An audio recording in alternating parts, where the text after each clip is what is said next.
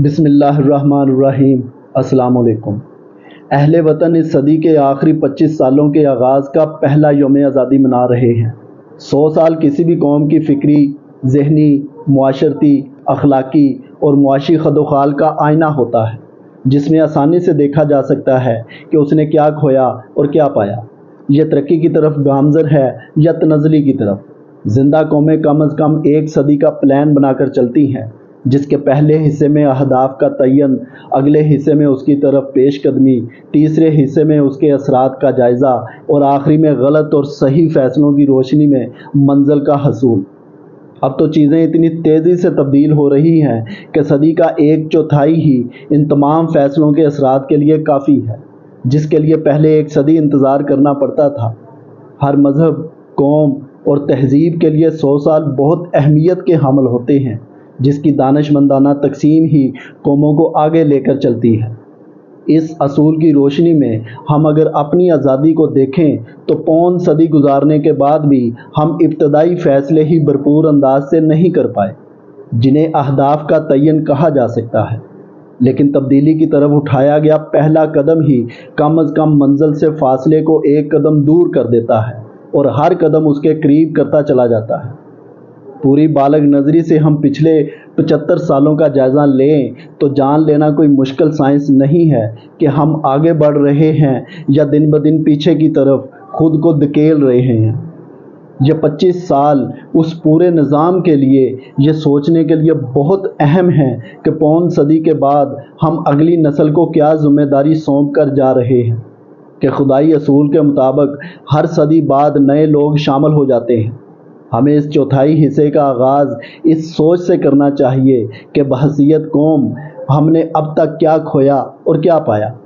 ہمارے ساتھ اور ہمارے بعد آزادی حاصل کرنے والی قومیں ترقی کی دوڑ میں ہم سے کیوں اتنا آگے نکل گئی اور ہم اتنا پیچھے کیوں رہ گئے؟ قومی ادارے ترقی کی دوڑ میں شامل ہو کر آگے بڑھنے کی بجائے پوری قوم پر بوجھ کیوں بننے؟ صرف چند ایک کا ذکر کریں تو دنیا کی بہترین ایئر لائنز میں شمار ہونے والی ایمریٹس کو فضاؤں میں ہم نے اڑان سکھائی اور آج اپنے ملک کی ترقی میں بنیادی کردار ادا کر رہی ہے، اور ان کا ہاتھ تھامنے والی پاکستان انٹرنیشنل ایئر لائن کے حالات سے کون واقف نہیں، جس کا بوجھ قومی خزانے کی کمر کو دوہرا کیے جا رہا ہے۔ دنیا اس وقت بلٹ ٹرین کی طرف پیش قدمی کر چکی ہے۔ تیز ترین اور محفوظ ترین سفر لوگوں کی دہلیز پر دستک دے رہا ہے، اور اس میں آئے روز نت نئے امکانات اور ٹیکنالوجی شامل ہو کر ملکی ترقی میں معاون و مددگار بن رہی ہے۔ اور دوسری طرف ہم لوگ انگریز کی بچھائی گئی 1 صدی پہلے کی لائنیں اور ٹرینوں کے نظام کو آگے بڑھانے کی بجائے پرانے نظام کو بھی درست انداز سے چلانے کے قابل نہیں ہو پائے۔ آئے دن حادثات اور قیمتی جانوں کا ضیاع معمول بن چکا ہے۔ اگر سروے کیا جائے تو پوری دنیا میں ٹرین کے ہونے والے حادثات اور نقصانات اس قدر نہیں ہوں گے جتنے ہمارے ہاں چند سالوں میں ایک معمول سے ہو رہے ہیں، جس پر نہ ذمہ داران کا تعین اور غفلت برتنے پر کسی کو سزا مل پاتی ہے، اور نہ کوئی عہدے دار اپنے عہدے سے الگ ہوتا ہے۔ 5 صدی میں ہم اختیارات کی تقسیم کا نظام بھی قائم نہیں کر پائے، نہ جمہوری اقدار مضبوط ہو پائیں، اور کوئی بھی حکومت نہ تو اپنی مدت پوری کر پا رہی ہے، نہ پالیسیز کا تسلسل قائم رہ پا رہا ہے، نہ ہی باشعور طبقہ اس سسٹم کا حصہ بننے کے قابل ہو پایا ہے۔ تعلیمی نظام کی بات کریں تو وہ بھی حکومتی مضبوط انفراسٹرکچر ہونے کے باوجود پرائیویٹ سیکٹر کے لیے کمائی کا سب سے اہم ذریعہ بنا ہوا ہے۔ صحت کی بات ہو تو یہ بھی پرائیویٹ سیکٹر کی کمائی کا بہترین ہاٹ کیک ہے، جسے مفاد پرست ٹولہ حکومتی نااہلی کے سبب ہڑپ کرتا چلا جا رہا ہے۔ انڈسٹری کی بات کریں تو وہ بھی نیم مردہ حالت میں پڑی سسکیاں لے رہی ہے، اور کوئی اس کے منہ میں ایک پانی کی بوند ڈالنے کو تیار نہیں۔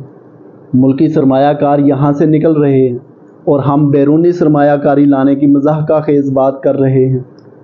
ہمارے پروٹوکول، مرات اور مفت خوروں کی لت نے ملک کو قرضوں کی چکی میں پیس کے رکھ دیا ہے۔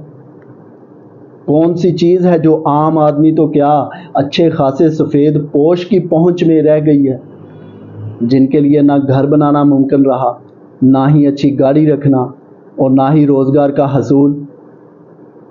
آزادی کے بعد شروع ہونے والے اس صدی کے آخری 25 سال بھی ہم اپنی غلطیوں سے سبق سیکھ کر معاشرتی، معاشی، اخلاقی اور تہذیبی اعتبار سے درست سمت میں اگر پہلا قدم رکھ دیں تو ترقی کا سفر آج سے ہی شروع ہو سکتا ہے۔